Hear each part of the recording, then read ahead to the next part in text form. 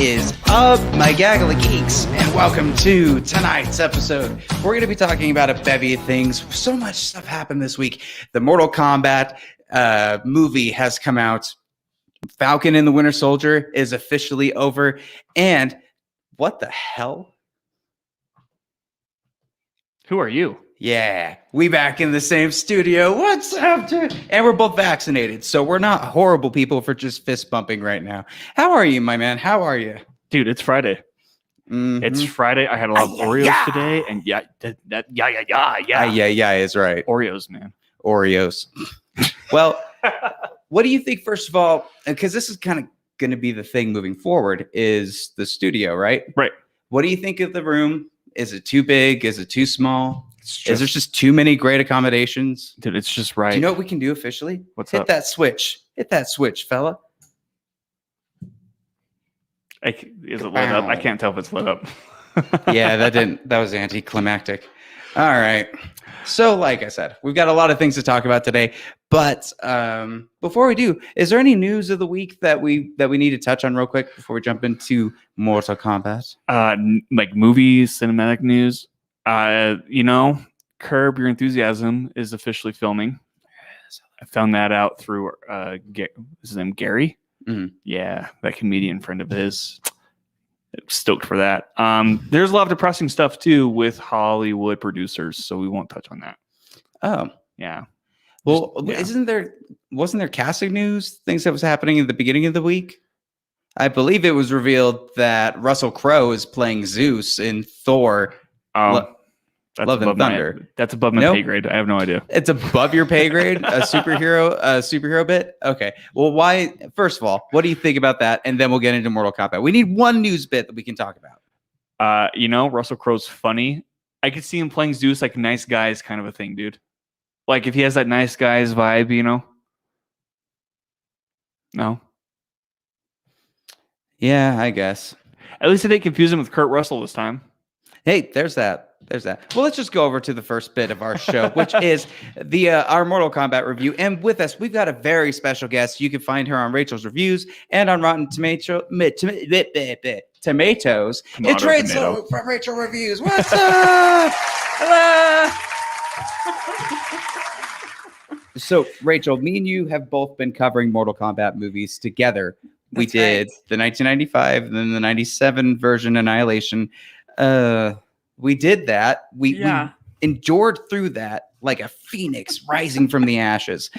And now we've got this. Thank you for joining us. And spoiler alert, we're going to be talking about spoilers with this movie because there's just too many things that happen in this. And I mean, now that it's out on streaming, which it will, it's always going to be out the day of now with HBO Max, we can talk about it. Yeah. So Rachel.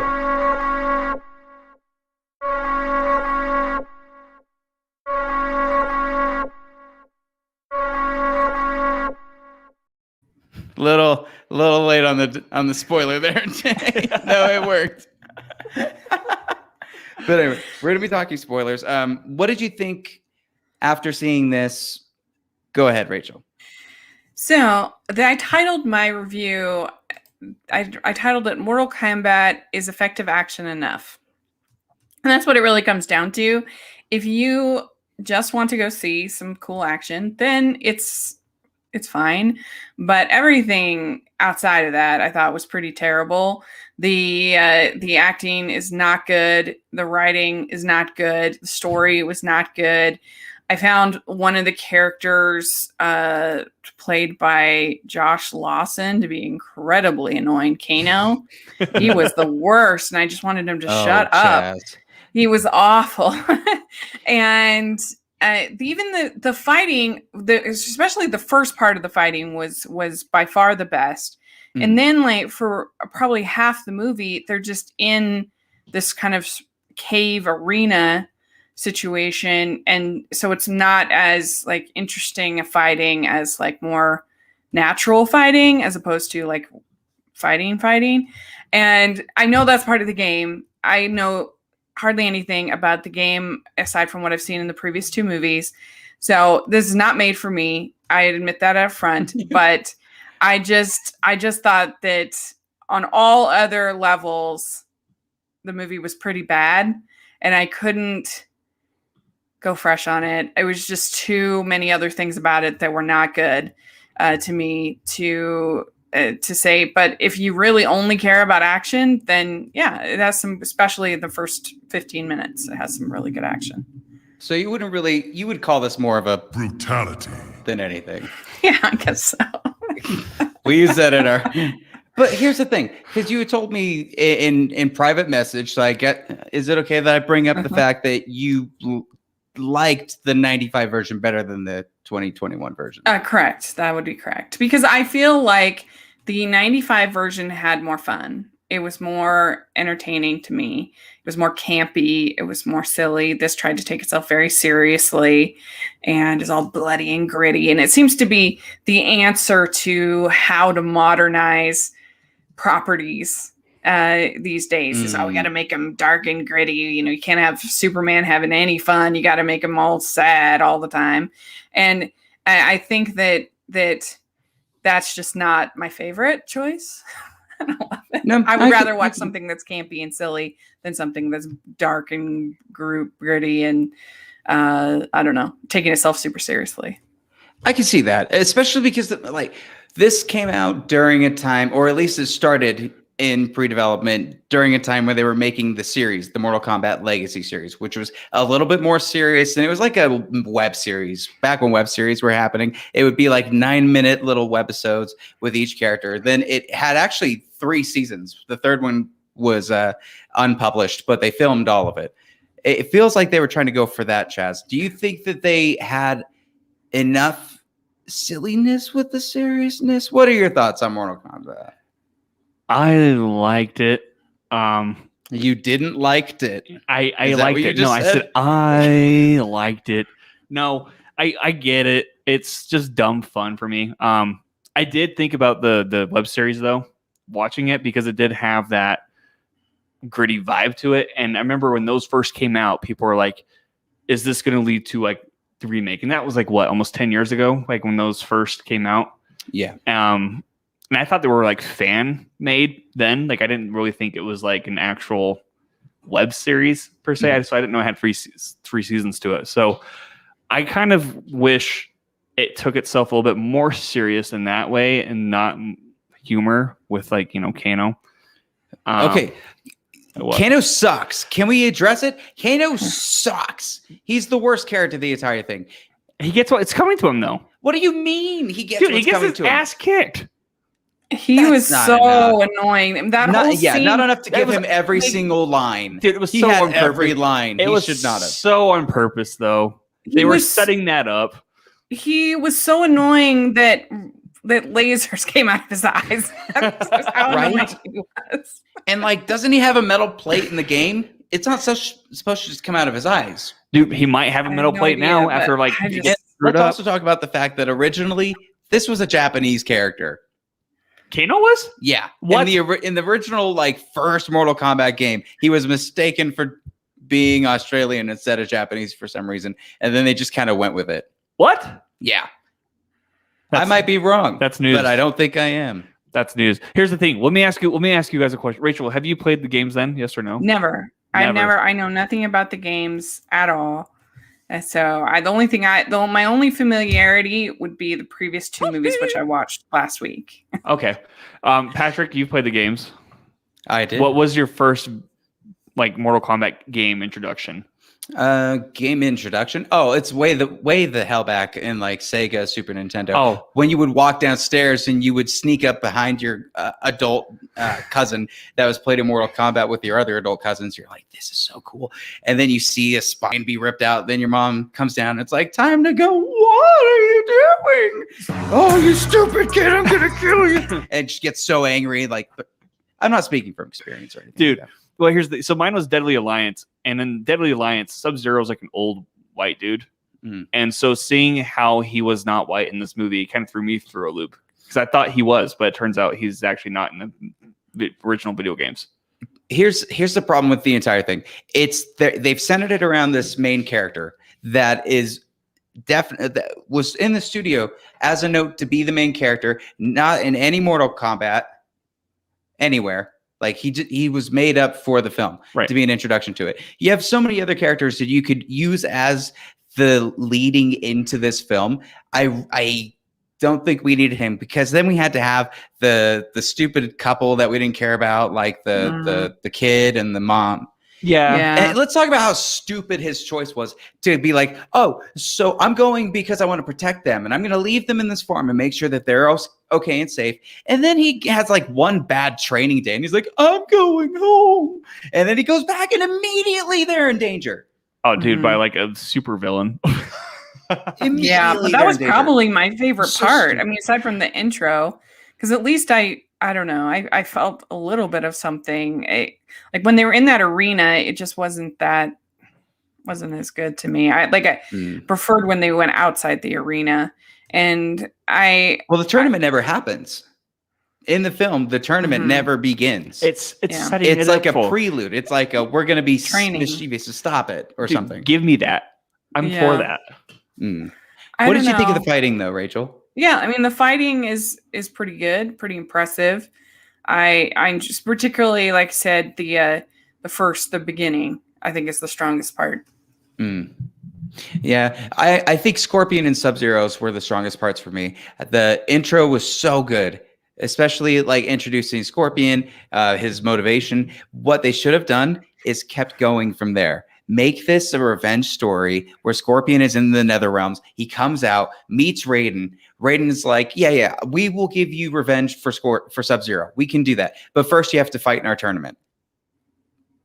No. Yeah. Because that would totally work. Here, the thing with the main character, I feel like they're setting it up for future video games. But where he's going to be a playable character. This character is stupid. Oh, it's dumb. I'm dull. not. He's so dull. No, exactly. Here's the thing, though. Those video games paint by the number. Those video games don't even have the best writing either. So I could go to a Del Taco, put in a quarter to one of those machines, and pop out the exact same character that this guy is in every movie. That is sloppily put together. But like, we need a protagonist. It's a character like this. And the acting was not strong, but he was better in Deadpool 2.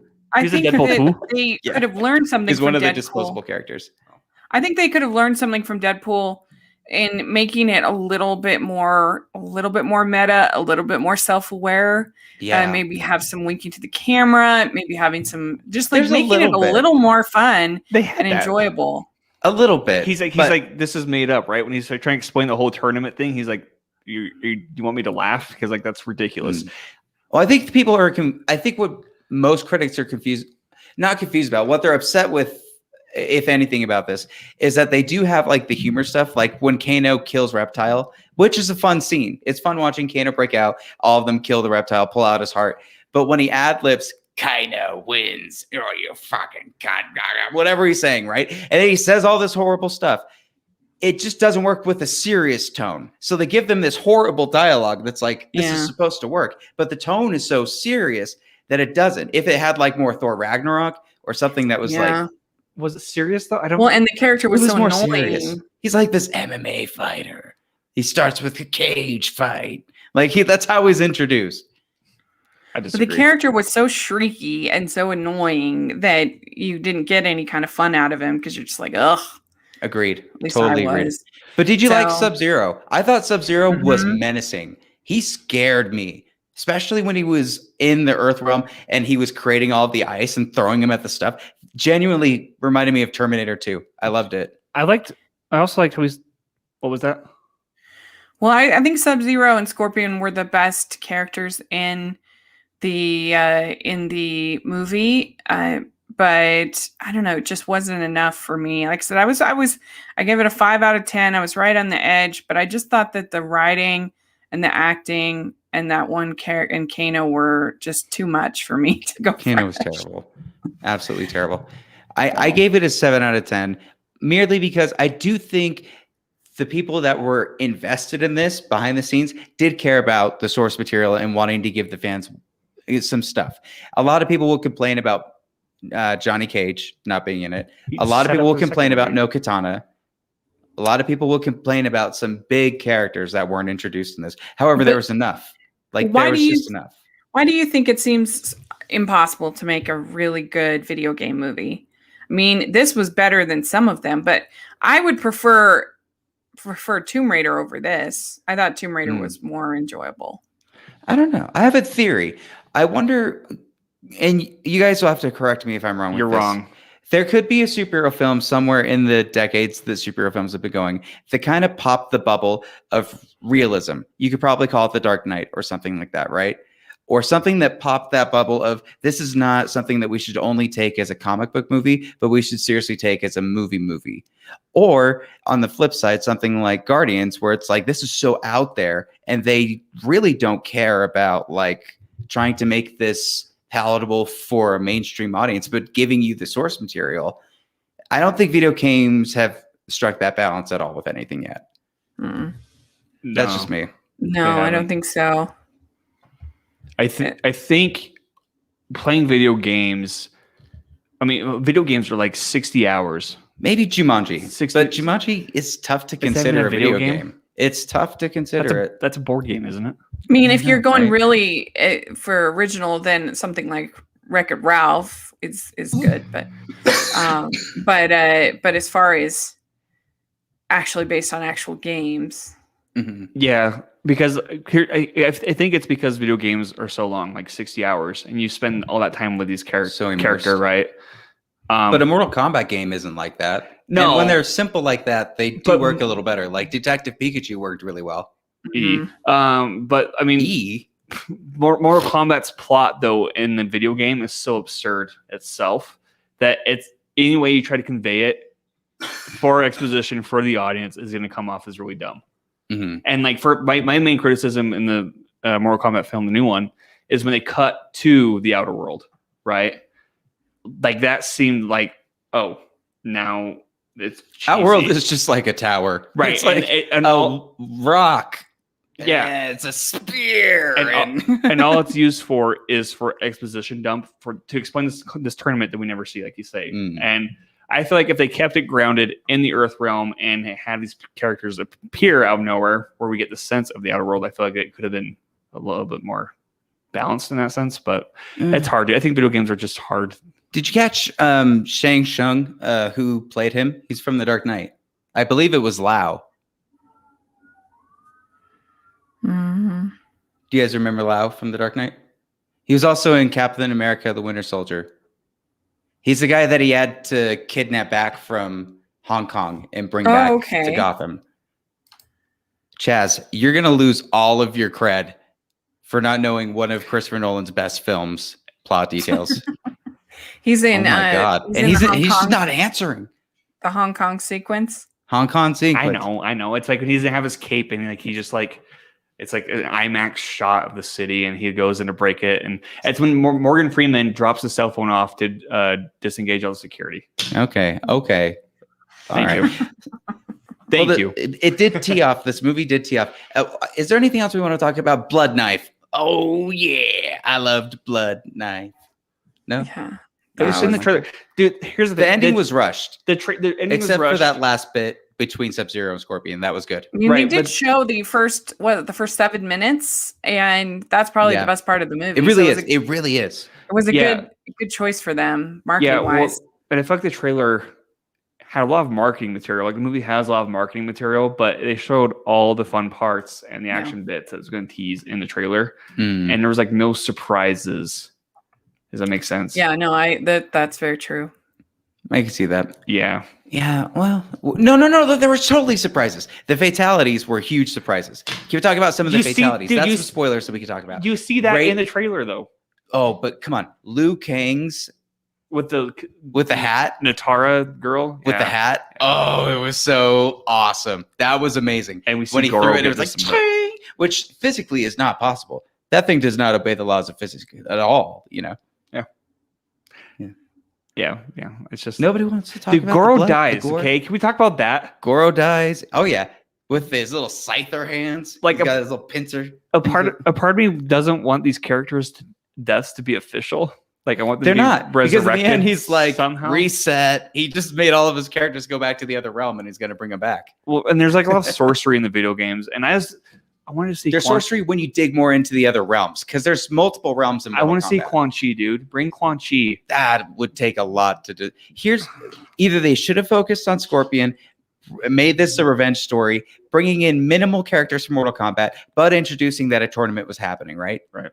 Like Raiden could be like, look, I just think that this person's up to something. Since you uniquely have an issue with Sub-Zero, you're perfect for infiltrating or trying to get involved or something like that. And you can make it like The Departed. Make Scorpion be like a bad guy, but be infiltrating that group while Raiden is dealing with Johnny Cage being the other protagonist who's coming in. He's like a washed up actor that Galaxy quests him into the Mortal Kombat universe. That can make it silly and stupid. And you can make all the funny, like, because he's a fighter. He does fight movies. Right. You can make all the silly, like, crotch punches and stuff. But they didn't. Why like, didn't you be pitch this to Warner serious. Brothers, dude? I think I could have made a better Mortal Kombat. No, I disagree. So let me ask you a question then. So the video games always have these Easter eggs. Ed Boon, right? Who's one of the creative people in Mortal Kombat. He voices a lot of the characters. Do you think he had a cameo in this movie at all? I don't know. It's possible. They do cameos in the form of like that one goblin's voice ended up being someone. Right. And I wonder if there was any of that. Like maybe he did the get over here voice. Dude. Get over here. Oh, we've got the button. What am I doing? Yeah, what are you doing? Get over here. But Rachel, any other thoughts on this? I mean, Patrick, would you put this above the 1995? I would. And the only reason why is because I just wanted a faithful, like, visual adaptation and to have good fighting. Like, I went in here knowing it was going to try to be like a semi-serious tone and probably fail as far as like being the big thing. Because we never really see a video game adaptation. If you were to hedge your bets, it's never going to be above 50% that a video game movie is going to be good. But it's dumb enough. I don't think it's as dumb as Kong versus Godzilla or Godzilla versus Kong. And that's why Godzilla versus Kong is so much better. But this is enough with the fighting to make me interested in another one. I would check out another one as long as the trailer promised to be sillier. Yeah, I mean, I don't know. I guess I just thought that the original one was more enjoyable. I don't know. I thought that it was more fun to watch. And this was just, I don't know, at a certain point it got kind of, there was nothing in the original that really annoyed me the way that this Kano character annoyed me. The Kano character really was the worst part. That's what dropped it down from everything for me. Determining category for me of why I prefer the first one. So, but how much would you get paid to go on a date with him, though? I would probably do it for go on a date with Kano. Dude, yeah, pepper spray and taser. No, absolutely not. And a knife. Okay, on a date. Nobody's gonna think. I have a number. Yeah. I have a number. Okay, is this like a cameo kind of a thing? Like, oh no, it's a full date. Like, there's no expectation at the end of the date. I don't have an expectation, and he better not. He better treat me right. 10K. You make a documentary about your date with Kano. Did you just hear that? I felt like I was being like a big. Rachel, did you just hear what he said? What did he say? He said $10,000 is all it would cost for him to. If I'm gonna prostitute myself out to him, dude, I think 10,000 is reasonable. That pays like a whole year's worth of rent. I think 10,000 is reasonable when talking about racist Australian. I think I'd go for 5 million for a night, though. Like a night's only, a night's only 12 hours. It's only 12 hours. It's just a date. What kind of dating are you doing? Yeah. All right. Okay. Here, y'all. Here, we're gonna make this work. Like, what if Natalie gave you a pass on that too? Here. This might be too loud. I gotta make sure I don't have it too loud. Hi there, Rachel. I'm glad that we're on this date. Here's your $10 million. Can I call you an Uber? No? No. All right. I guess this all just got weird. I don't know. That they Yeah. get rid. I think 5 so. million's for me, 10,000's for you. Rachel, what was yours? Nothing. For a date with Kano? Mhm. Oh gosh, I feel like I'm cheap. I mean, even though he's super annoying, I don't know. I'll have a meal with most anybody. Buy me But then dinner. you gotta listen to him talk. No. Dude, the goal is to get him so blackout drunk that he just starts slurring, and then like you don't have to hear him being a racist asshole. But you don't think he'll be able to pack it in? Like he could probably pack down quite a I'm bit. cheap. $1,000. Ooh, $1,000. All right, $1,000 from Rachel. Yeah. that's fair. Yeah. Well, anything else we want to talk about? Any more spoilers? I never have notes No. for these spoiler reviews. I think maybe we should jot down some next time. And, I like. I mean, if people have HBO Max, they can just watch it at home, and so, then you don't have to spend the money of going to the theater. So there's that option too. So I like some of the origins that they had, like with Jax's arms, like explaining how he got metal arms. Sub-Zero. That was weird. I liked it, man. Man. Oh, let's talk about that actually. The people, how the symbol evolves people is very much like how Apocalypse did in X-Men Apocalypse, where suddenly they have a wardrobe evolve too. It's like, now you have a costume. Okay. I guess that's what the power does. Well, I loved how he's like. Because what did it really give that one guy the power of? Like, he just has the swords and now he's got this. He give him like Suit. Black Panther suit where like he takes all An the absorption, energy kinda. and like redoes it. Here's the thing though, dude. When Raiden's like, hey, this has been passed on. Raiden for wasn't generation- white. That's good. This has been passed on for generation and generation, generation. I was like, weird. That's weird. All right. Well, there that you was go. our that was our review for Mortal Kombat. Make sure to check out Rachel over at Rachel Reviews and everywhere else, social media, all that stuff. Rachel, thank you so much for coming on, and we hope to see you again for another one. Yay, thank you for having me. Thank you. And let us jump into our next thing, which is essentially going to be what did we decide that we were going to do? Should we cut to a quick commercial? Yep. All right, quick commercial. We'll be right back. We have merch for you at tpublic.com/PatrickBeattyReviews. Whether it be a sweatshirt, a Gaggle of Geeks shirt, whatever you want, check them out, and we will see you at the next review. All right. So, oh God, what? Better buy some merch. Oh, we're threatening you. No, there's no threatening. Buy merch. Just buy merch. You think that you're going to listen to this episode without buying merch? Who do you think you are? Who do you think you are? Dude, merch. Gaggle of Geeks. That. Do it again. Touch your chest.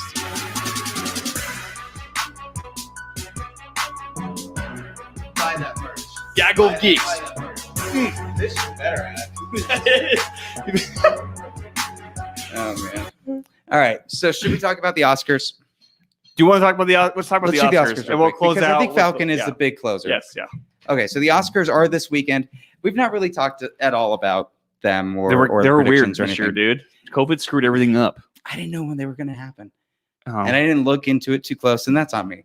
But we do have, and Jay, if you could throw this in the chat for everybody, we do have a PDF for everybody to be able to follow along to, and you'll bring it up on the screen of our Oscar ballot. So the cool thing about this is that it also has the name, obviously the categories, but it shows the Rotten Tomato scores too, for the audience and the critic scores too. Critics, audience scores. I know a lot of people have complaints about Rotten Tomatoes and it doesn't represent what the actual. I'm sure you're going to have something to say about that, Chaz. No, I'm not dumb. Right. But anyway, make sure to pull that up so we can start on this. And where do you want to begin, Chaz? Let's do this live. Let's do this live. Let's work our way to Best Picture. So let's actually start the short film animated and just go up from there. Okay, so for short film, Jay, can you bring it up on the screen? Jay. Don't sass him. Hey, don't sass him. Jay. All right. You're doing a great job. Now I got beef with you, Chaz. You stupid. Very good. Ooh, Sweet. dude, look how big that is. That's so big and juicy. Stop. Dude, look. We haven't even. It's been like. Why are you to talk like this when Rachel was on? Why did you talk like this when Rachel? I was on gotta the show, Chaz? respect a How come woman. you suddenly are? Oh, okay. I see. I'm not some Kano. Thank you very much. You got beef with me, dude? Zoom out a little bit, Jay. Patrick's trying to call me out for nothing. I don't know Cool. why. Well, short film. So we got Burrow, we got Genius Loki, If Anything Happens, I Love You, Opera, and Yes People. Have you seen any of these? I have not. Have you? No, I've not seen any of these. So you know do what, we have dude? Picks? What's our picks? My blind pick is going to be Opera because Phantom of the Opera is my favorite musical. Okay. I think this isn't. I have no facts on this, but I've heard that the Academy likes long titles, so I'm going to go with If Anything Happens, I Love You. Oh, you know what? Ooh, was that the one on Netflix? I don't know. Maybe I did see that. That one was depressing as dude. I'll go with that one too. Go with that one. Yeah. Okay. All right. So just let's save Jay and just go up that row from there. Okay. Yep. So from up there, we got short film, which is, let's see. I've seen one of these.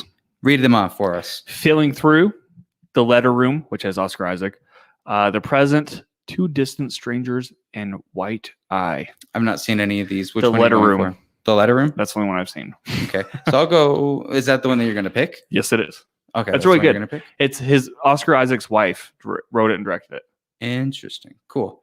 Okay. Letter Room. I'll go with you on that one. Okay. And just so everybody knows, if you're planning on betting, like, don't trust us, right? Can we say that straight up? No, I know trust that. me. Look, Trust me. I know every other week or so I'm on the TVs and they say that I'm a film critic Right. and I do review films. Yes, you do. Nobody should write great listen reviews. to me. Nobody should trust me. I trust you. I Okay. trusted you with Mortal Kombat and I was not disappointed. I just don't want people to lose money on my account. Documentary. We got Colette, A Concerto as a Conversation, Do Not Split, and a love song for Latasha. This is a short subject. I'm going to say a concerto just because it sounds fancy. Oh, okay. We are great at this. My goodness. Dude, if we're right, you guys got to, share. Okay. Visual effects. Love and Monsters, The Midnight Sky, Mulan, The One and Only Ivan, and Tenet. Tenet. You're going to say Tenet on that? I am. It's Okay. going to be Tenet, Love and Monsters, The Midnight Sky. I would say Tenet as well. They're going to give it to Tenet mainly because it came out during the pandemic. And it has cool visual effects. It has cool visual effects, but they're going to give it to it because it came out during the pandemic. Dude, the whole third act's visual effects was just like, what am I even watching? It's pretty awesome. And what are you even watching? They don't really. still They don't don't really know. want to tell you. I know. They don't really want you to. That's know. why it's not film editing. They won't even give you the name of the main person. Is it He's film just editing? The protagonist. It's not in film editing. That's why it's not film editing. Editing. We have The Father, Nomadland, Promising Young Woman, Sound of Metal, and The Trial of Chicago 7. Okay, which one are you going to do? Oh, interesting. I think The Father was edited pretty amazingly. I haven't seen. That's the only one I have not seen. However, there was a lot with The Trial of Chicago 7 that worked with its editing. It's very fast paced and it worked well. I'm going to go Nomadland. I'm going The Father. Okay. Look, we're butting heads now. Do you want to fight? And I don't think I don't feel super strong about The Father, but I think it could work. Production design. Yes, we are butting heads. Do we have any bets, me and you? Because I made a bet with Nat, and I don't know if I can say it on air. Don't say it on air then if you don't know. It's not like naughty. If she comes in to say it, that's fine. Okay. But Anyway. if she hasn't come in to give you the permission to say it, then I want to say it. Okay, fine. We'll be on the good list. Production design, we have The Father, Ma Rainey's Black Bottom, Mank, News of the World, and Tenet. I'm going to go with Mank. Yeah, I'll go with Mank. Mank works. Okay. So for cinematography, we got Judas and the Black Messiah, Mank, News of the World, Nomadland, and The Trial of Chicago 7. Ooh, this is a tough one. I think I'm gonna go Mank on this one. You were going to go Mank? Was it Roger Deakins? No, it was not. It wasn't. Who did that? Not Roger Deakins. Yeah, I think I'm gonna go Mank, I'm going to go... or maybe Nomadland. I'm going to go Nomadland. You know what? Nomadland. Crossing it out. Okay. Costume design. This is the most boring This one, hold Is on. this fun? Are we entertaining anybody? So many people have dropped off. Now there's 2 people. We're just like, let's do our homework live. Oh well, dude. Because we're doing all the if we're boring right, ones. we can reshare it, dude. Okay, if we're right, and we have this on video, so we can come back and like prove that we're right too. Yes. Someone changed their minds or shit. Costume design with Emma, Marini's Black Bottom, Mank, Mulan, Pinocchio. I'm gonna go with Emma. The fuck did Pinocchio come out? I think You're it going was with Mulan? No, I'm going. Oh hell no. You're with Marini? No, Emma. Mank? Emma. Okay. Emma. Hmm. We'll make this easy for Jay. We'll just go straight across to adapted I'm gonna go screenplay. Marini. See. Adapted screenplay at the very top. Make it easy Adapted? for Jay. Okay. Yep. Borat subsequent movie film, The Father, Nomadland, One Night in Miami, and The White Tiger. Damn, I don't think I'm gonna do good this year. I'm gonna go. I've seen the most films that I've had of any year, and I am even more. Dude, I'm like, gonna go out of it. Nomadland. You're I going don't know Nomadland? why. Will you explain this to me? Why is Borat adapted? Interesting. Because they keep having to evolve it. I don't know. Either way, Nomadland. That is an interesting question. I wouldn't know. Animated feature. We have Onward. You didn't let me pick Oh, my choice. sorry. Damn. I don't want to pick what you picked, but I feel like I'm going to have to now. Because I'm right. Yeah, I think you are. I think she's going to clean house. Nomadland? Yeah, Nomadland the director. Animated feature, Onward, Over the Sun, a Shaun the Sheep movie, Farmageddon, Soul, and Wolfwalkers. Soul. We all knew that. Documentary feature, Collective, Crip Camp, The Mole Agent, My Octopus Teacher, and Time. My Octopus. Yep. International film, Another Round, Better Days Collective, The Man Who Sold His Skin, Kivadis Aida. Another round. Had some Mads Mikkelsen. Yeah. Oh, dude, original score is going to be hard. I'm going to go Cuevadas Aida. Original score, Da 5 Bloods, Mank, Minari, News of the World, Soul. I think I want John Baptiste to win, so Soul. I'm giving it to Soul. Well, Soul is also For a Trent- song, too. Trent Reznor. Well, I mean, it's also Trent Reznor, who's also Mank. But I really I'm going to go Mank.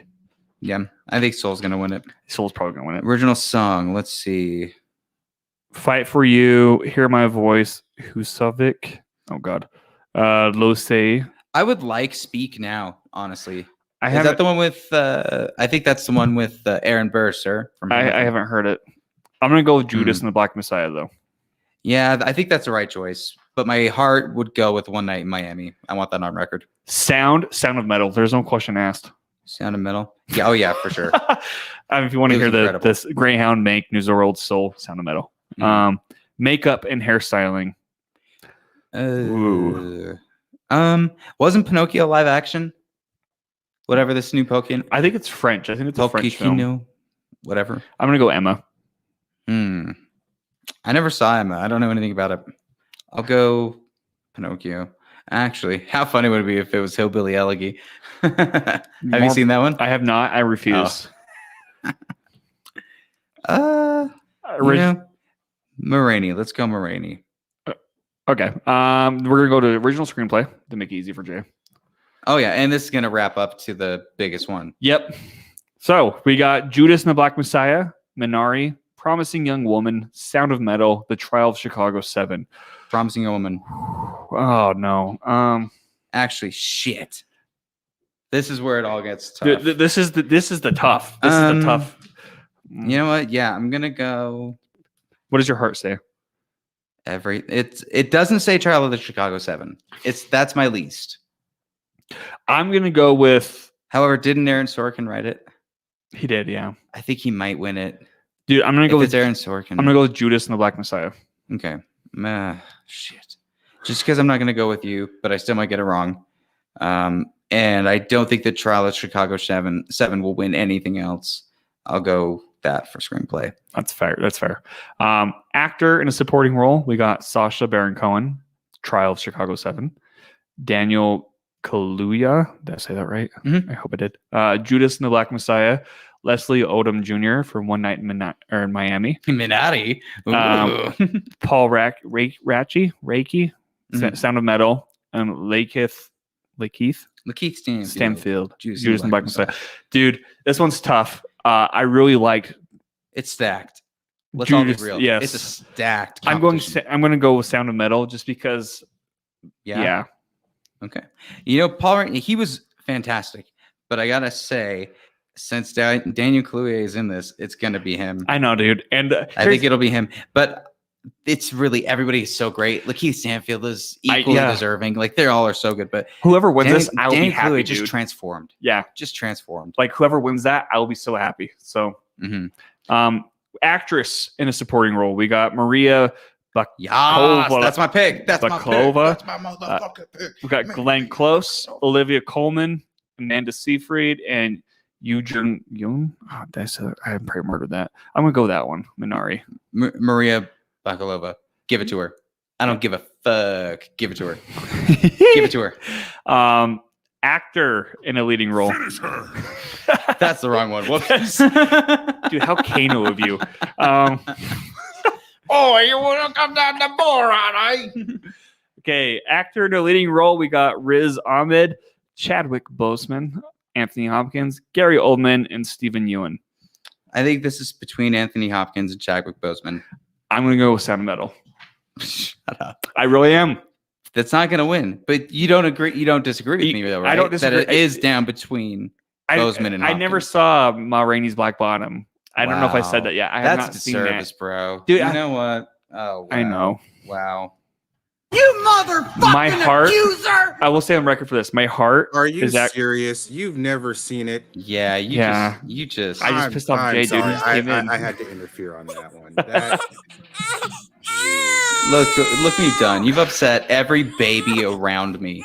Dude, that's why babies suck. Look, my heart goes with Gary Oldman and Mank, but I'm going to go with Riz Ahmed. Chadwick. Okay. That performance was incredible.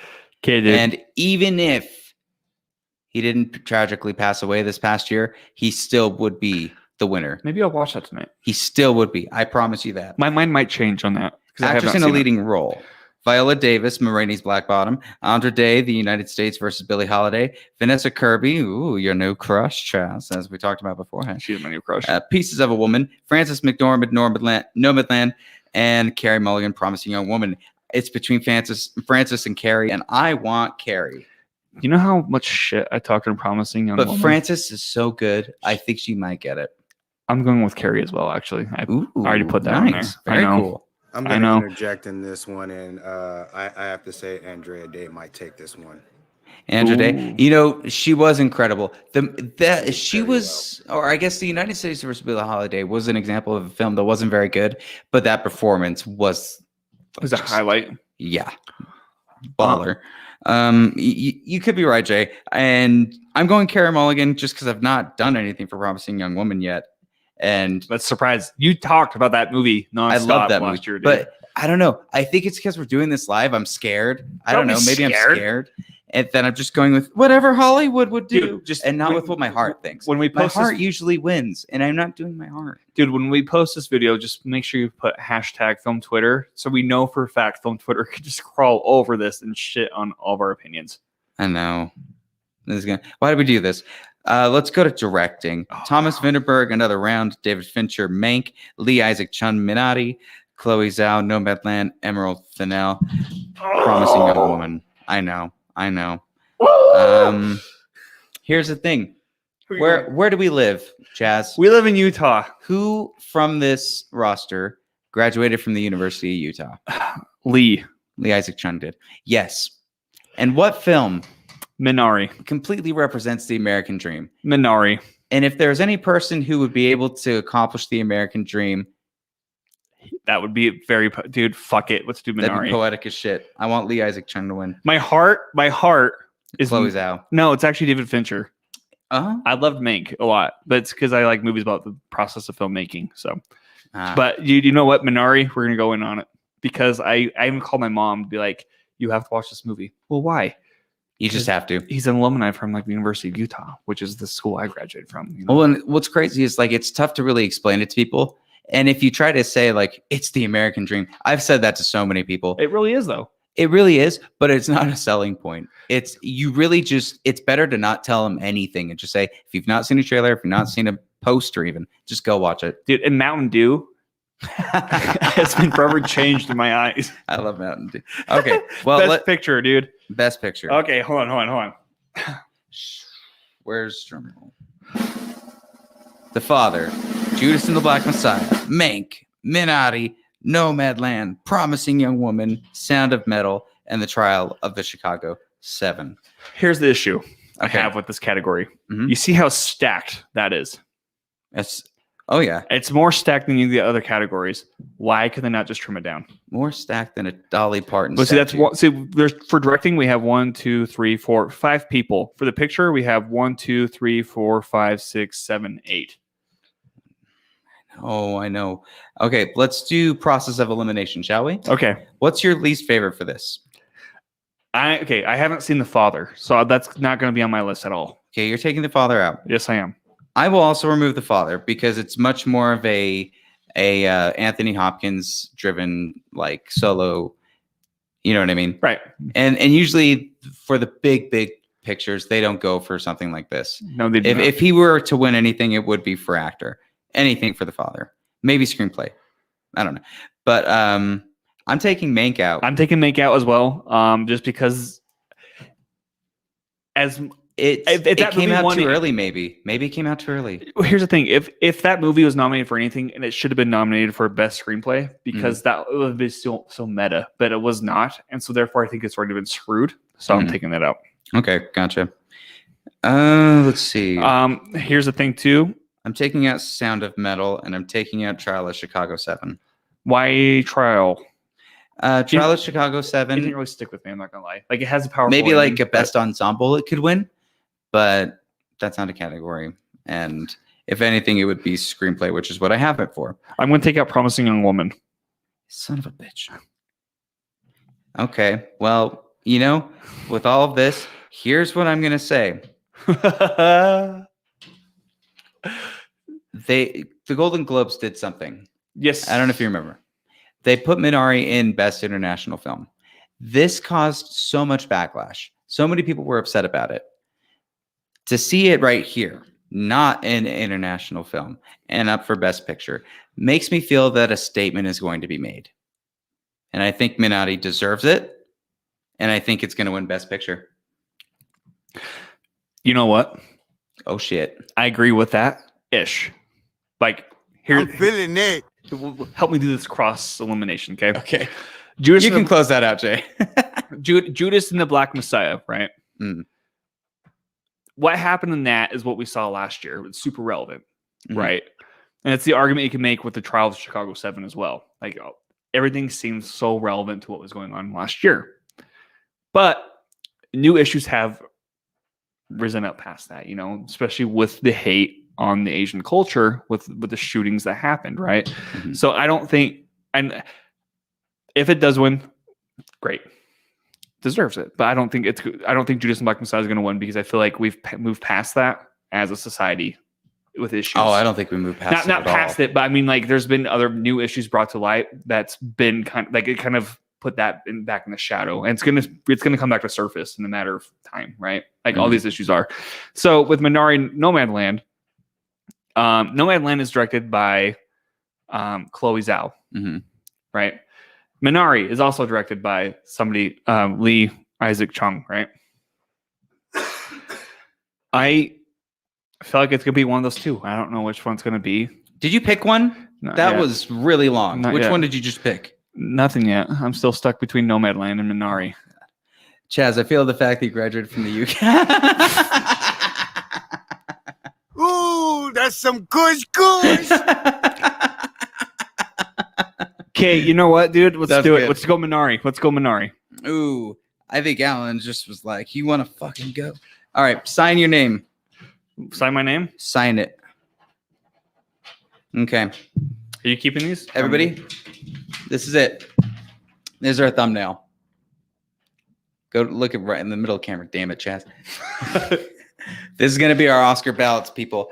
Everybody fill out yours, take a picture, put it up, and tell us what your picks are and who you thinks are going to be in it.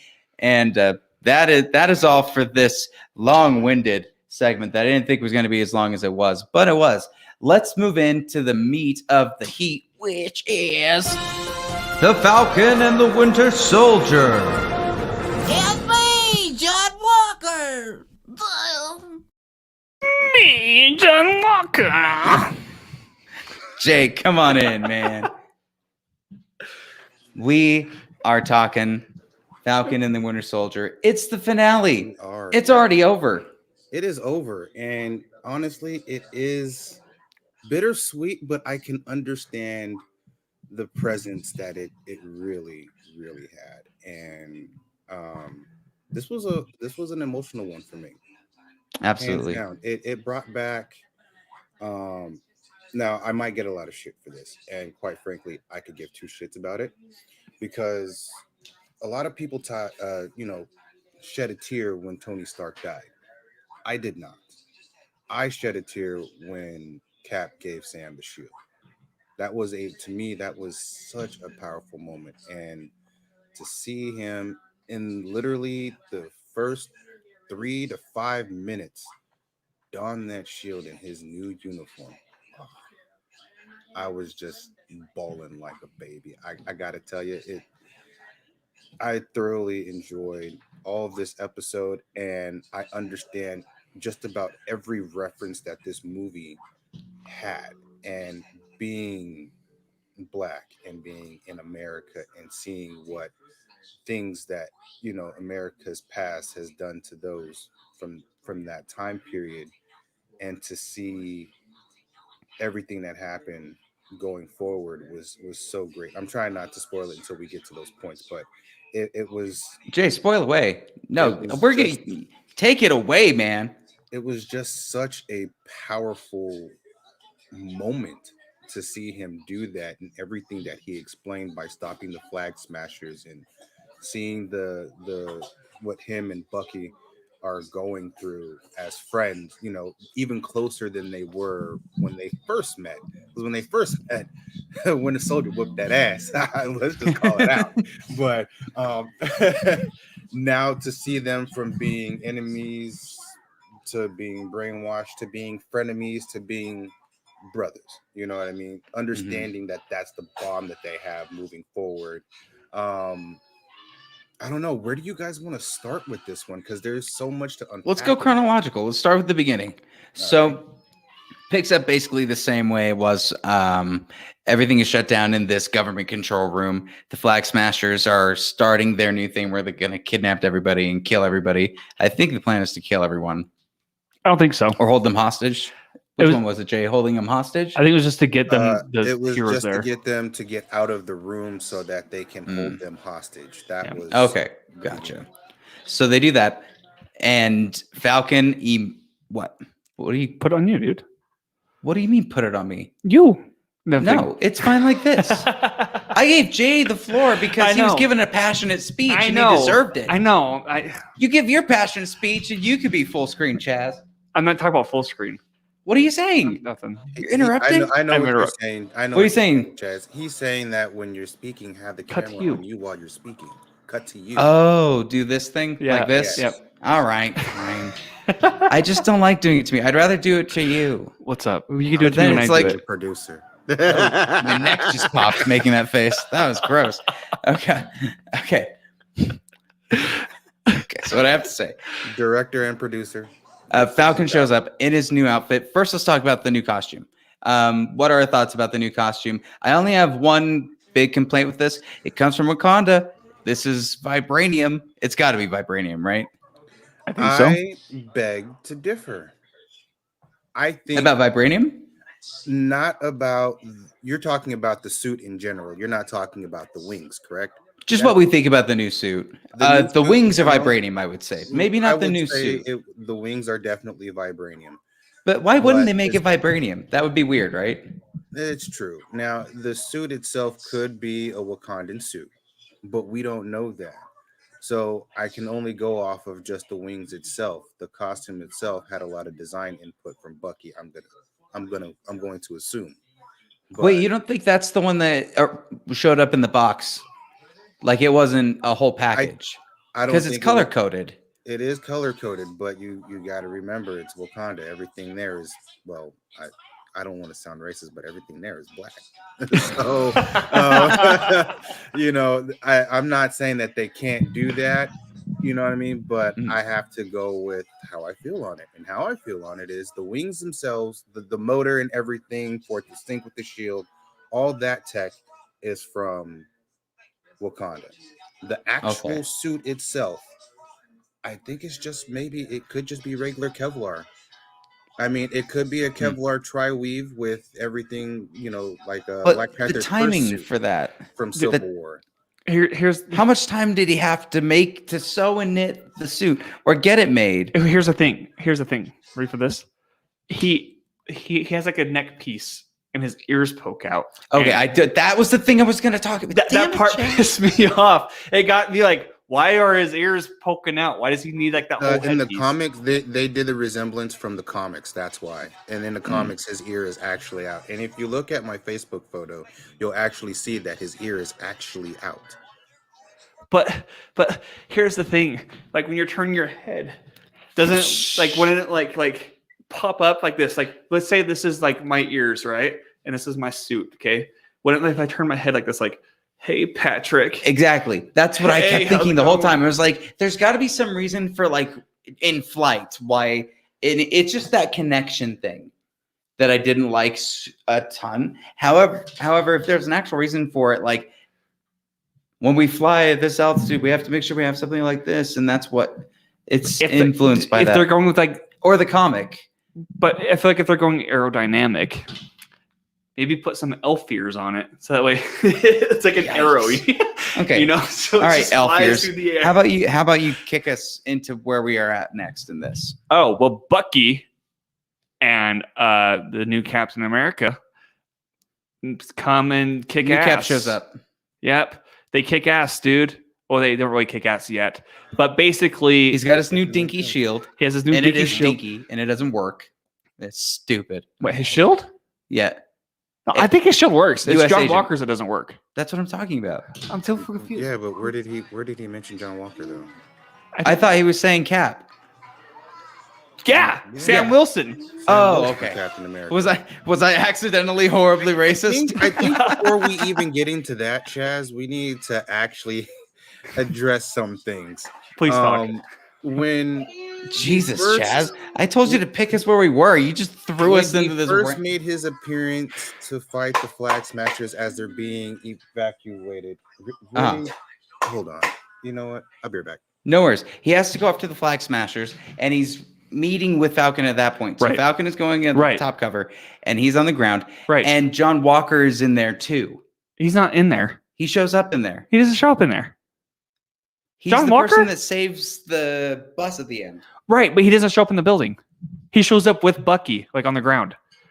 It's when Bucky's trying to save the people from the bus, right? John Walker We have comes. ruined this episode. Dude.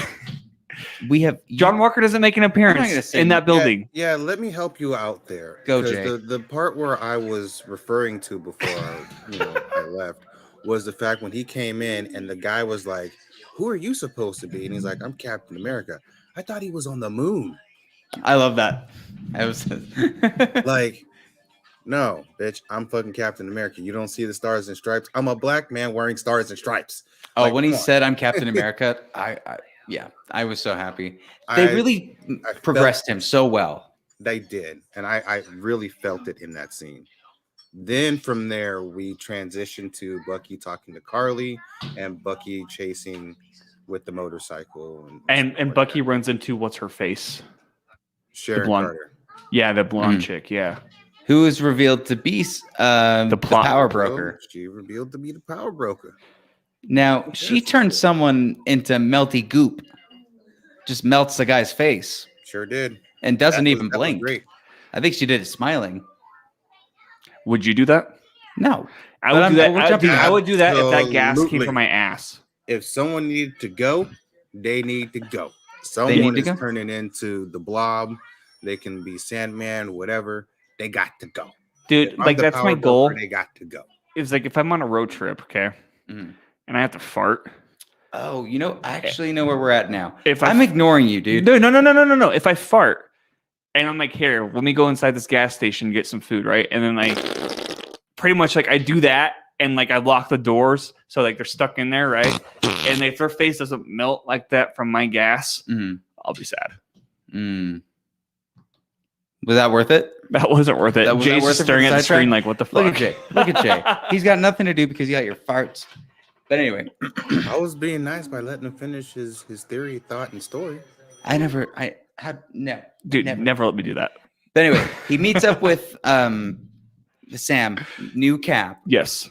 Meets with the. Can we just call him Cap now? Is it Carly? That's Carla. Carly Magenthau.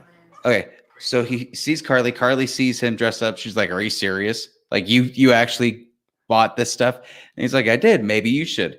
And then right at that moment is when John Walker shows up. Yes. He appears and he's like, "I'm gonna get you for what you did to my friend." And then she was like, "Your friend meant nothing." That's like, geez, way to be a dick about it, Carla. Like he's gonna kill you. You don't want to start like that. I will give her a little bit of credit though. She did apologize for killing him because she said she did not mean to kill him. But then said, "We don't care about people that are insignificant," which is like a happy, sad, like a dig, like it was definitely a shot. His little dig. There was a shot. He's like, his death meant nothing, and then he does his yell, throws his fake aluminum shield. She kicks that, by the way. When she blocks that, I was like, whoa, because like it's alluded that she is a super soldier, but like, we never really see she has the serum, right? We never really see her in full action. She's always the one planning it out and hiding in the shadows, right? But seeing her, because like watching the shield pretty much knock everybody on their ass, seeing her just deflect it got me like, whoa! I forgot, I like the fact that they showed her getting a little bit more dirtier than they did in episode 4. Because if you remember in episode 4, she actually did like kick the shield then too, in one of those fight scenes. So it was good to see the actress that played Carly actually get a little bit more involved. It just literally goes back to when in the very first episode, hey man, that little girl just kicked your ass. Like that's what it felt like watching John Walker fight and seeing him fight post serum, seeing the amount of force that all of the flag smashers were putting on that shield. And then when his shield fell and you saw his metal, I think that's where he started to kind of remember the moral and value behind why he has his Congressional Medal of Honor and stuff like that. So I can see where he was going with that, and seeing that shield fall all the way down, crumpled up in the ground as he's trying to pull that van up. What part are we missing? Because are we missing? How does we're missing how the van even gets blasted? Oh, like what happens? Yes, that gets us there. What gets us there? The helicopter. So he gets knocked out essentially. Scene? Like he gets knocked out, and everything all happened at once. So because he's got to do something with Bucky after that, right? No, or before? No. Are we talking about John Walker? No. So he meets after he shows Bucky, up. Yeah, and then the van takes off. I don't remember what happens after that. I do know that. I watch it so early in the morning. I did too. Like I eat it so fast. I digest it so quick. Here's the thing, though. I know that Sam has to stop the helicopter that has some of the senators being held hostage. Right. This is one of my complaints, by the way, in this episode. Can I talk about it? Oh wait, somebody gasses the people, the Parliament people. They throw a bomb underneath, and it kind of starts to smoke them out. To get out of there, yeah. And then, it's all set up to get Sam and Bucky together to kill, because Carla is working with some dude who has a vengeance against Sam. I don't know what that vengeance is to you. I want to know his issue. Damn it. But basically he's fighting him, but then the helicopter's about to take off, and so Sam has to go chase the helicopter, whereas Bucky and John Walker are trying to stop this police vehicle And Agent Carter. Right. Yeah. Yep. And they're working with Carter. Mhm. Yeah. Anyways, can I talk about that chase sequence with the helicopter? Yeah. Well, Jay, do you have anything to say? Yes, I want to give it up for the new Red Wing, and that was so. That helicopter chase scene was dope. When it split in two, there's Red and Wing. Right. Red Wing and Ed Wing. No? Fine. Oh, we'll let you have that one. No, I think the communication that he has with his tech and how he was able to find someone who can fly the helicopter and then, and talk to them while they were in the helicopter, be like, "Hey, here you can fly."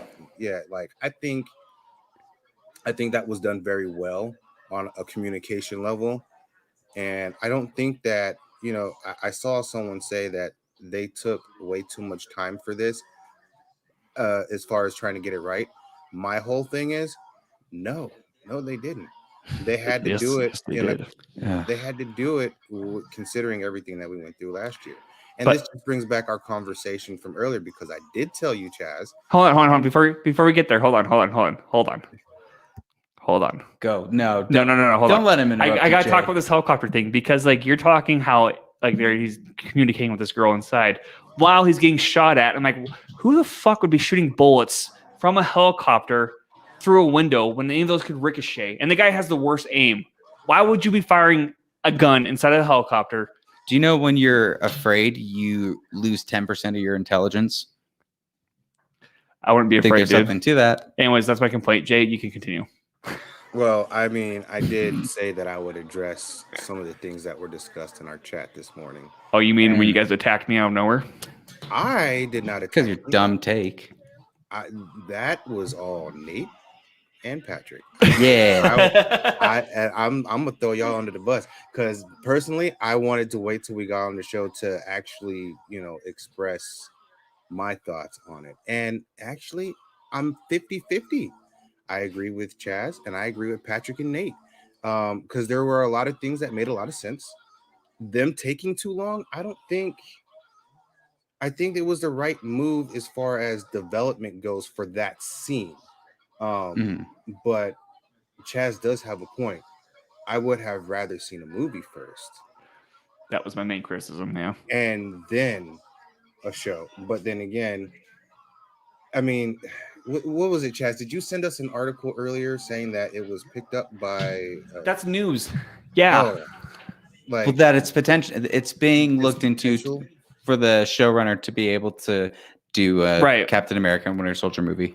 Right. Yeah. Based with Sam Wilson as Captain America. So I just want to ask, why did they not do that this time around? Why did they have to do it as a TV show? Because it undermines the greatness of having the first Black Captain America. I feel like that deserves why its don't big we screen. save that for final thoughts, Chaz? No, dude.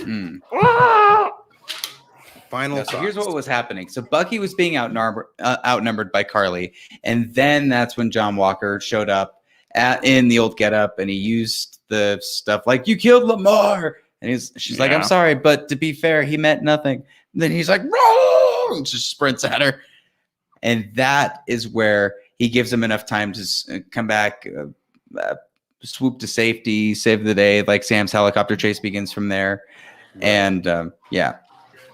And after Sam takes care of everything, after Captain America takes care of saving the hostages in the air, the helicopter, you see John Walker trying to pull the van back up, and then the rest of the Flag Smashers come and snatches him up, and then it starts to fall again, and then it stops out of nowhere.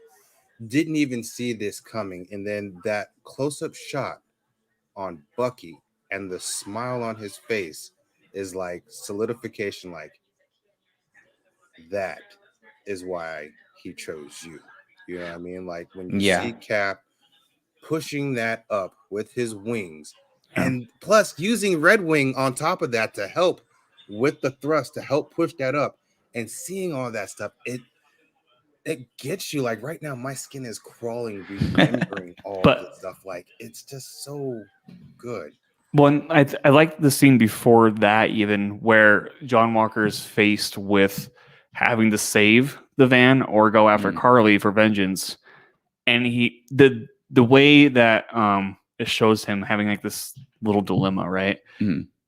It's very similar to how we saw him react with the serum, like to take it or not to take it, right? Like, okay, what's the most patriotic thing to do? And he actually tries to save the van, which I thought was really cool for his character arc because so many people gave him so much shit this season. I'm like, that's kind of redeeming. Like, I feel like that's a very redeeming That is a very thing for his arc. redeeming- well, I yeah, agree. choosing not to do something that is saving multiple people rather than a selfish choice Right. is, in a sense, Captain America. And I was saying from the beginning, he was going to get some type of redemption, that he was not going to be all bad through this. However, there's a Easter towards the end because they bring back the character, because it wasn't just a one-off and that there's more to it, because they're bringing in Nazi Avengers. I'm pretty sure that's what's coming. We're getting Nazi Avengers. Anyway, Carter chases after, finds Carly. From there, it's revealed that she's the power broker. She says something. She's like, when you come to Madripoor, you reminded me of a young me, to Carly, and I gave you the opportunity. You betrayed me. All that stuff reveals she's a power broker. Then from there, she tries to get Carly to come back. Carly refuses. And at that point, there's a fight that breaks out. Carter gets knocked down. And then just before she's about to gun down Sam and kill Sam, because Sam shows up right there, she's about to shoot him. Then Carter kills Carly. Wait a second. Before all that, we need to stop and recognize that former UFC fighter GSP was in this, and he reprised his role from Winter Soldier. Oh, that guy? Is that the guy who had that redemption? The most guy, dumb. yes. I just... Dude, he's Kano. He's the Kano of this series. He's not... I mean, don't get me wrong. He doesn't say enough to be Kano. Kano gets a front leading man role, and he doesn't deserve it. Dude, he's thinking, you fucking cunt. He's thinking that. Like, don't get me wrong. Please don't misconstrue my words. He's got a lot of work to do as far as his acting goes. But as far as his action and ability, I think he's spot on with it. I mean, you saw what he was doing when he was fighting with Captain America in the building. And he's the one henchman that doesn't just die. He's like in Austin Powers, Will Ferrell's character that falls off a bridge, gets set on fire. He's like, I'm not dead. Right. Yeah. What is this face? What is this face? Just try not to break the eye contact. What's wrong with you? Just try not to break the eye contact. All right. Help me focus. All right. So from here, Sam flies back to the police holding Carly in his arms, and it is a beautiful shot of him holding her. It is a very beautiful shot. And I think at that moment, you definitely see why he was chosen. Even more now, with the whole world watching, explaining to the senators and the world leaders who are part of the GRC, and it's being filmed. It's right there live, and he makes the greatest speech. He's like, "How in God's world do you think I don't know? I'm a black man wearing stars and stripes. You know what I mean? Like, I get it. I get it. And I've been there and I know." He said with one phone call, you can feed 1 million people. You know what I mean? With one meeting, you guys can save the world. You know what I mean? Like, I called this scene the Rocky IV. You did call that. Yeah. The Rocky IV scene. And I look, that is not meaning to be a diss at all. Dude, you're being a dick about it. No, I think it's a great thing because yes, it kind of breaks a little bit of the fourth wall, you're tiny bit. Kind of a dick about it. But the way that he presents all of the challenges and changes of what's happening today, especially with African Americans, it's first of all spot on. It is necessary for anybody to be able to move forward with this, and for him to be like, people are not going to like me as Captain America, and that's okay. And seeing Isaiah Bradley watching it on the TV and actually feeling like, yes, hey, he felt it. He he finally saw something. He sees something. But But What is your problem? no, it's great. It's great. I just want to know one thing. Okay. Would that have been more impactful if it was on the big screen? No. Dude, you can't Here's fucking why. tell me that. Because Why? you want to take away That was 4 such a hours great worth of character development Dude, to sacrifice it for a how larger much screen. filler stuff was in those Why don't episodes? you though? buy yourself an 85-inch TV, lock yourself in a tiny room like I do, and watch the show? Dude, Mine's a 55 inches. Mine's a not 55 85. inch. I was getting ready to ask because I got It's not that big. I got a 55. You all see it every day. it's pretty big. No, Shh. but my thing is, I feel It like wouldn't it be, touches 'cause on you're these taking away- issues. You would not have the character you- development that you have. Could Why you do you- imagine having that be the ending of a movie though? Like, fuck yeah, dude. Okay, Chaz, What is to the make a difference? point. What is your obsession with the film format? I just feel like he needs the big screen. The TV show doesn't do him as much justice as a big screen would. And now they're like, well, maybe we'll consider it still. Fuck that, dude. He's the first Black Captain America. Tell me why he cannot be, why that cannot be a movie. Why did that have so to be a you TV can't show? feel emotion if it's on an No, iPhone. you can't. You can't Here's the watch thing. any I love the YouTube show. film or I have told any you emotion. this, dude. I love the You show. know, fuck you, man. I'm done with this shit. Shut up. No, dude. up. No. Jay, chime in.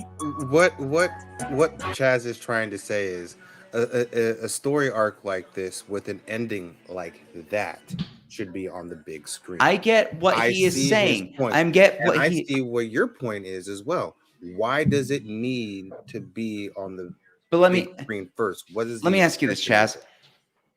Why do you feel that if it has to be on, if there's a beautiful moment in anything, that you can say, oh, I would love for it to be on the big screen, but to say it doesn't work unless it's on the big No, screen, I'm not or saying that it doesn't it's not work. as impactful. It's not as impactful. That's my point. I disagree. I know because that's fine. they spent 6 hours to build up that moment. But how much When of that 6 in a hours film, is filled? It could be like, do you like the moments where Zack Snyder just visually shows you shit and doesn't explain anything? Do you like that? I Because do. it seems like that's what you want with this show. No. Yeah. Right, Jay? How? I just got him. Well, I just no. got him. How is it? No. I would love to just have Because- these visual shots shown on the largest format No. possible. No. And it's okay if we Dude, don't need to have Dude, character from the very stories first about Isaiah episode, Bradley. no. From the very first episode, this is what they're going to go for. We already fucking knew that. It was working its way toward that, right? I feel like they could have done so much more with the first half of this season in a movie and condense it, because you guys How? are saying 6 hours. Tell me what they could have done. Dude, there's only 40 minutes of like him and his sister, right? What happened to his sister? Anything? There's 2 full episodes to it. Right. What happens after that, though? Do That's we know? like 2 no, hours, we don't. so it's not 40 minutes. But it's not 2 And It's 2 not 2 hours hours exclusive isn't to exact- his sister, though, dude. 2 It's hours like is 10 the minutes with his runtime sister. your movie would have. No, it's so only you'd only get that. It's only 10 minutes with his sister, though. If you took all the footage of all the filler stuff, you could get inside into 40 minutes. Guess what? That's 40 minutes Jay- of like a 2.5 hour movie. Jay, I don't like when he lies to my face. This is different. This 'Cause, isn't now I different. see him, and I'm like, Do you wanna I'm- strangle me? I'm bubbling.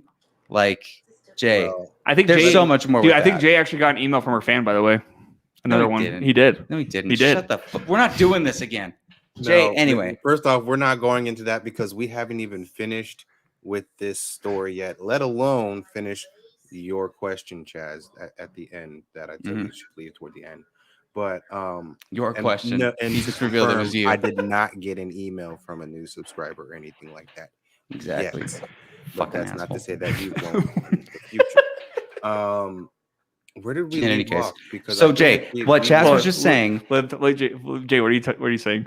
I said, where did we leave off? Because I think we Oh, left I'm off. telling you. So, when Chaz was he just saying talking that about there DLC. wasn't enough character development between Sam and his sister. I know. That they That's didn't not do what that I'm enough, saying, and that dude. they You're could have done nitpicking. more in a movie with only 2 hours. No, your argument is that like it's 6 hours essentially of character development. But I'm like, okay, but all that filler stuff that you're talking about with his sister, Fillers- all the character development stuff could be condensed in 40 minutes with his backstory. So Because you the whole just- movie, dude, could have been him and Bucky. That's fine. So you just you interchanged filler with character development, and I fundamentally disagree with that. Fundamentally disagree. Filler Fundamentally episodes disagree, dude. are character development that is necessary, and it was necessary for both of these characters that we've already known for a long time, but not in the way that this format. Did Bucky showcased even them. get closure with that guy that the son he killed? You would sacrifice. Did half of Bucky the even get runtime. closure on that because they set that up and there's no payoff? You would Yes, sacrifice he did- half he the did get runtime of the closure for movie that. with Bucky's storyline.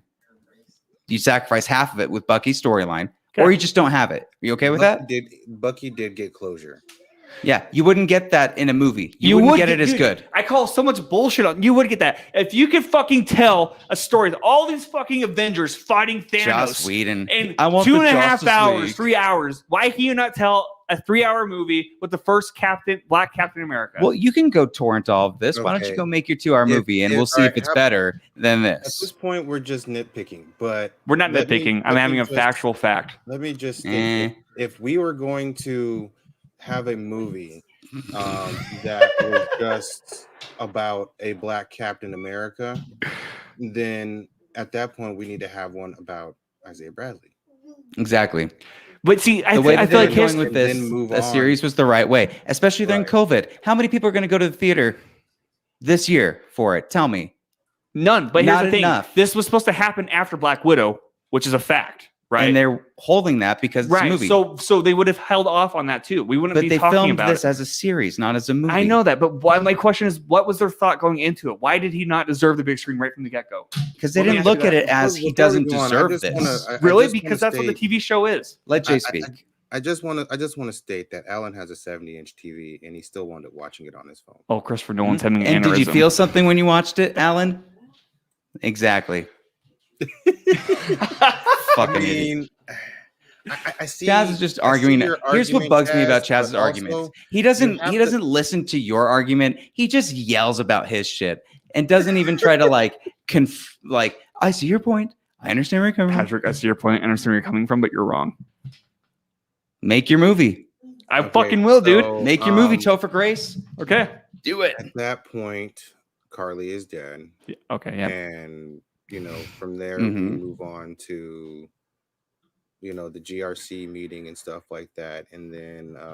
well, he has this big speech, and everybody in the world sees it. Even Bucky was like, good job, Cap. Yeah, I loved that. That was such a great scene as they're walking away. And then... Captain America, we have one of the flag smashers that's still in the river. You think you can help us with that? Of course I can. And then he just flies off real quick, which I still think is such a cool scene to see him do in that suit. And the way the wings come out compared to his old one, I think is pretty dope.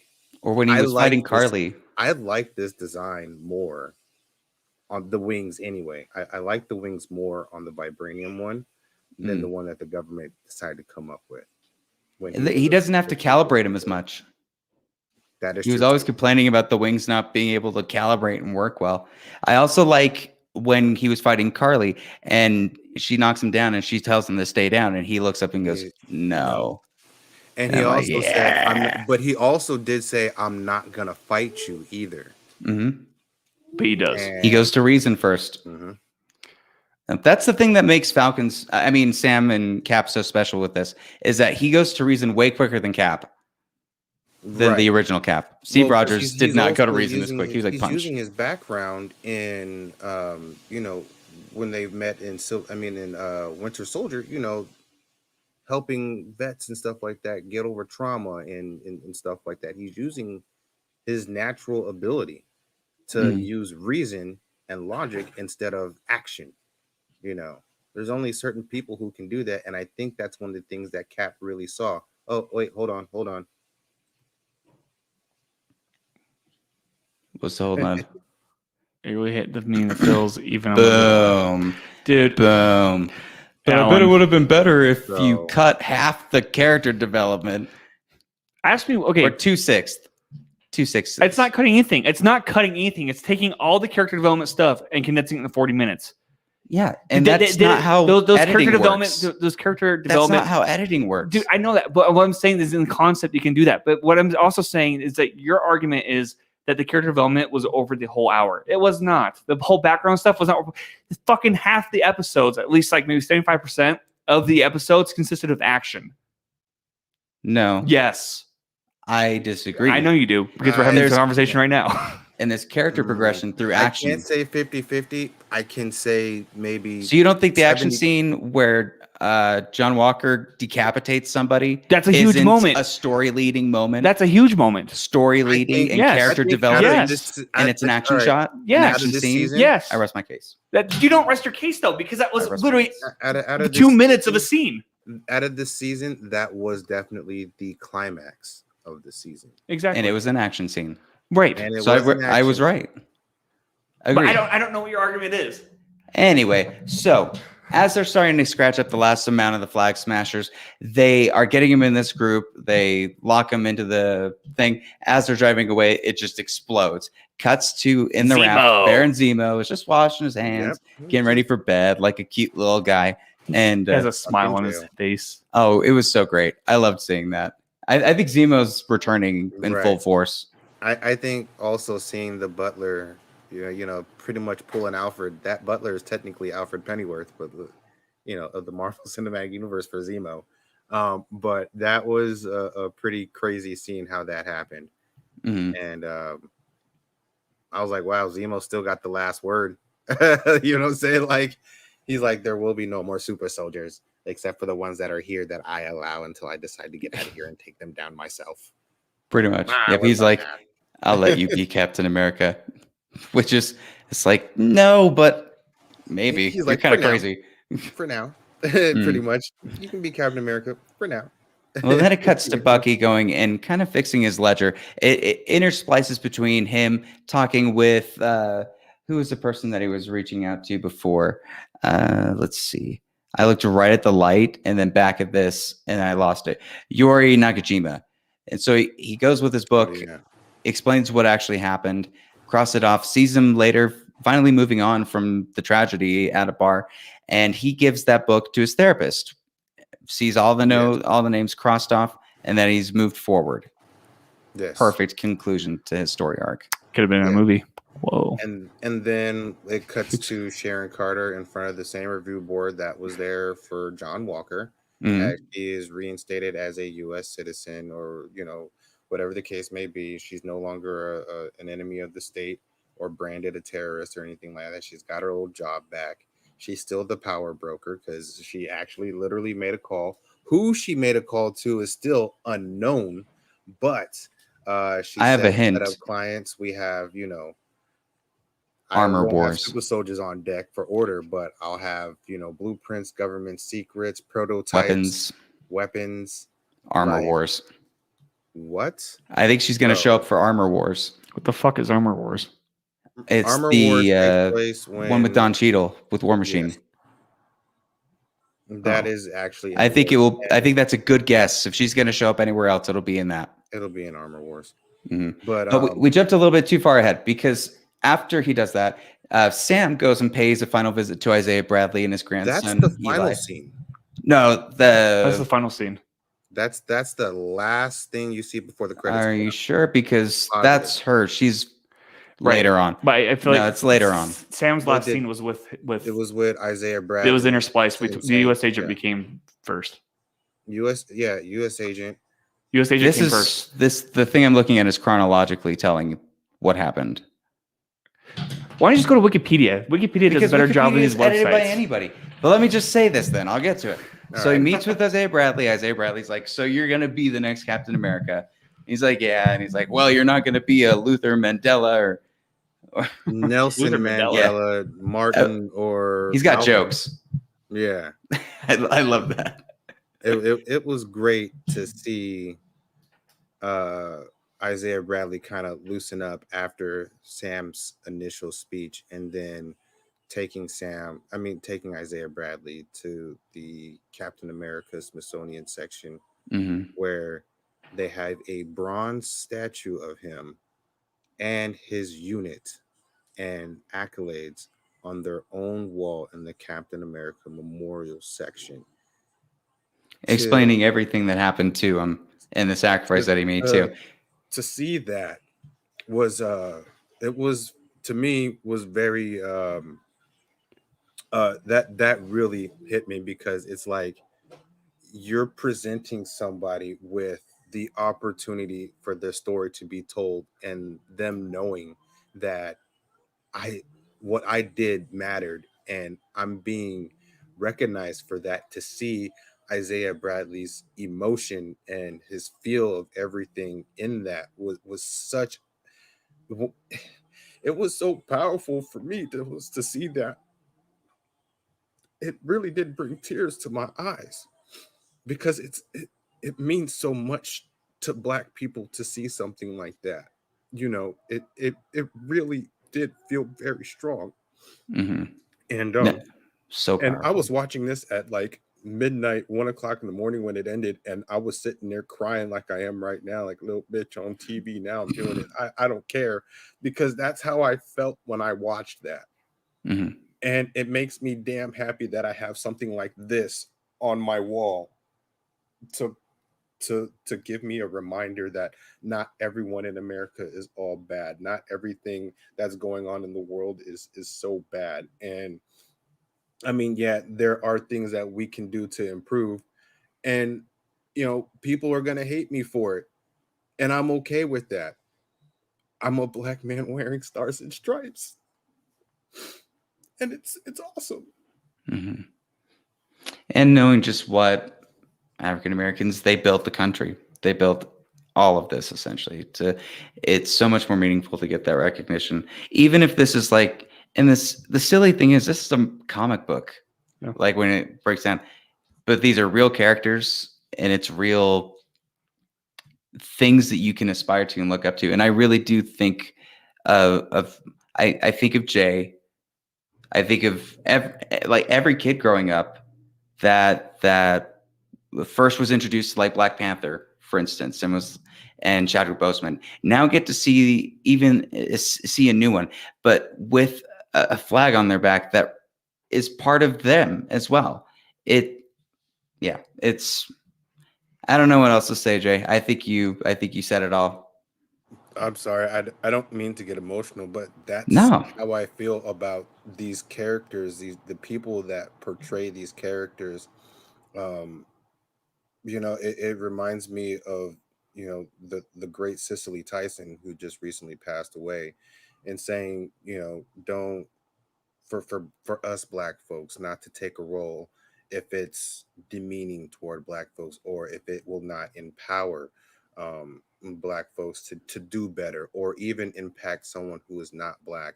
But it gives you the opportunity to do better by your race, and inspire others to be better. And Anthony Mackie did a magnificent job in this role, especially this specific one for this series. I mean, throughout his entire career, he's done very well in majority of the things that he's done. There hasn't been an Anthony Mackie film that I've really not been into. I've been into every single one of them, except He's for been one. around forever. Right, and except for one, and it hasn't been released yet, but that's due to other things that I will get into off camera. But Sebastian Stan, same thing. I think that he's just a great. The dynamic between them is just great.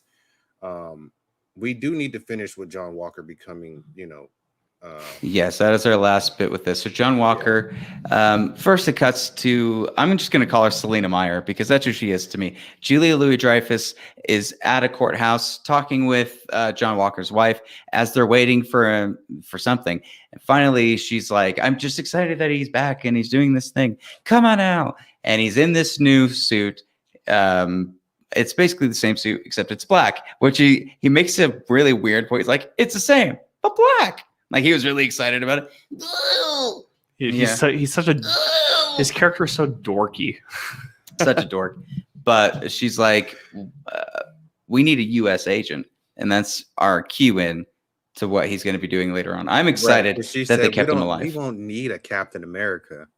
We'll need a U.S. agent. Mm-hmm. And then he's like, okay, cool. He walks out the room. And, well, he's like, I'm back. I'm back. I'm back. Yeah, I'm back. Mm-hmm.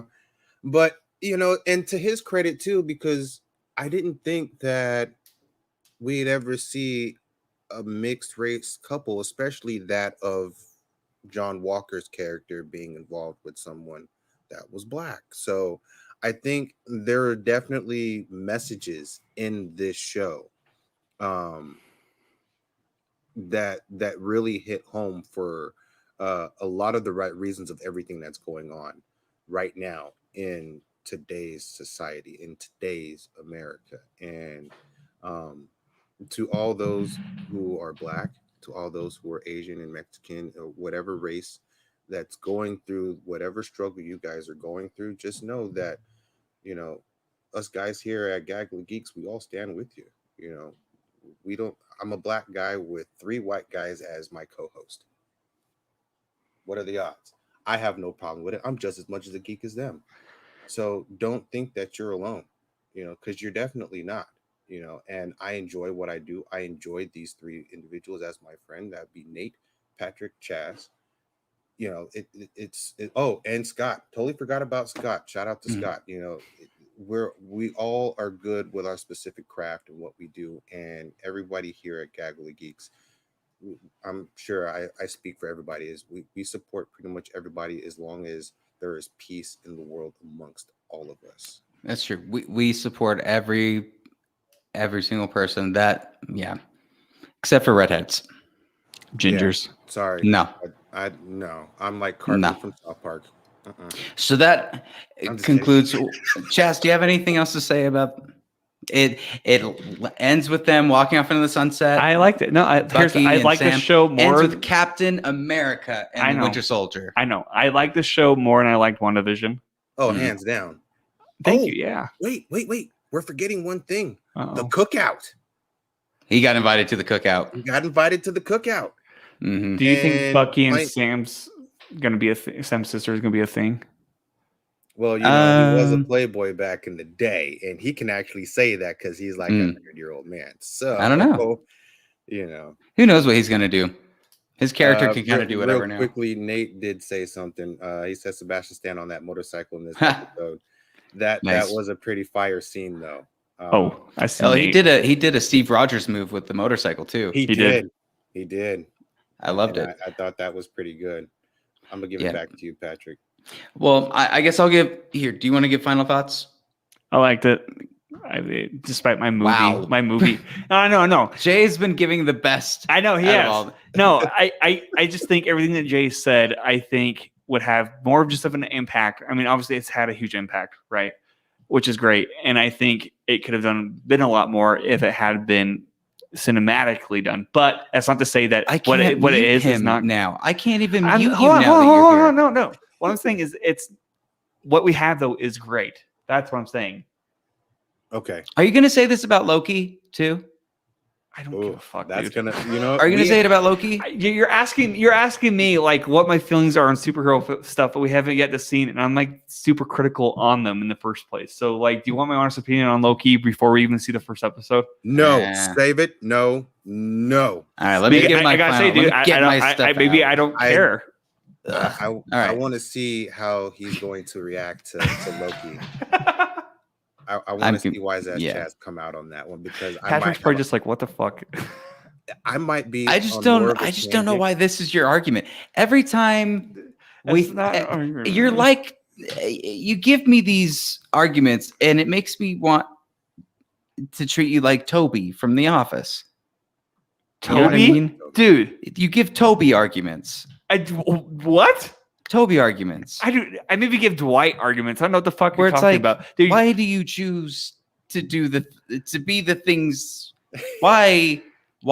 They said it to Dwight too. You know that, right? In The Office that I would relate to, and that would be Stanley and the other guy in the back. It has to be the only black characters in the show. You're Michael Scott, dude. No, I identify with Meredith 100%. Meredith? Meredith. Yeah. Dude, no, it's like Michael Scott mixed with Creed. That's Patrick. In reality, I'm probably more Kevin. That's fair. I'm a Kevin more than anything, or maybe Ryan. That's douchey, but I don't know. When I'm at my worst, I guess I probably be like Ryan. Do you want to go with Ryan? Yeah. I'd be like I was just being real. I'm like the janitor. Everybody has a worst, and that's probably where my barometer is. I'm probably like Pam's ex-husband, dude, fiance, dude. Yeah, that guy. Well, let me finish Falcon and Winter Soldier because the people. What are your final thoughts? Just wanted to watch this. Have heard way too many stuff. I think this was terrific. I think 6 episodes was the perfect amount. We've got 6 hours worth of fantastic characters built. We get more with Bucky. We get more with Sam. We get to learn more about their lives. We get to have John Walker show up. Like, they made a perfect villain for everyone to enjoy hating, to love to hate. Like, when that happens, you have to celebrate it every time. It's like he's King Joffrey of the Marvel universe, where anytime he shows up, it's like, I don't why do feel I have that to way. deal Though. with him? I don't feel that way. But and I think that they hit every point clearly. They didn't stumble when they were trying to make a clear point or backtrack anything. They were very upfront with stuff, and I appreciate that. Isaiah Bradley, I had no idea about, and learning about him was incredible. I want to see a solo series with him. I think that'd be awesome. Just for everyone's reference, if you want to know more about Isaiah Bradley and his story, they do have a comic book dedicated to him called Red, White, and Black, which does. I think it's explain First his Light story. too. Yes, it is. And it is Captain America First available Light. on wherever you get your comic books. If you can find it, it is available on digital media and so forth. So Pirate Bay, here I come. If you want to know more about it, that's where you can find out. Red, White, and Black, a comic book by hell, I forgot who it was by, but because I'm still caught up in the emotional nostalgia. I'm sorry, but no worries. Well, just to wrap up, I think this was great. Definitely, if you're not watching this, go watch all of them. They're all available now. And with that being said, that wraps up our episode today. We have talked about a lot of things. Jay, as always, thank you for joining us. Not a problem. Being the guy in the back, the guy in the chair doing all the things. This is our longest episode. What was that? This is our longest episode. It is our longest episode. That's exciting. How do you think this episode went? Because we got in a heated one. We didn't get a heated one. I felt heated. When I got sweaty. Dude, the second you punch me on camera, that's when we know that we've crossed the line. Do you see? Okay, let's do this again. Stand up. Dude. Do you see this? There's actually no physical way that I could harm you. Like, yeah. Nah. Fucking giant. Nah. You ever see any action movie ever where the henchman is enormous and then the hero has to fight him? You know, Yeah, that's us. When you truly think about it, it looks like David and Goliath. Chewbacca and Han Solo would be better. I'll go with that. I'll go with that. I've got some hair still. I could do that. Dude, you've got so much hair. You've got so much hair. That's why Chewbacca. All right, Over and Under Artist Exposed. Where can I find you? Yeah, you can find me and everything on there. I haven't released any new episodes lately, so. All right. Well, hey, check out patrickbeattyreviews.com, the YouTube channel, the website, our Instagram just hit over 200 followers. Thank you so much for that. Our Twitter has hit over 100. We are growing. Button mashing on Sundays, 6:30. And yeah, we're just going to keep chugging along, Chaz. Thank you so much, as always, for joining me and for us being able to do it here in person. Hopefully there's many more of this to come. Thank you so much, as always, for watching. Look at that camera. The middle camera. Thank you so much, as always, for watching, and gaggle the fuck on.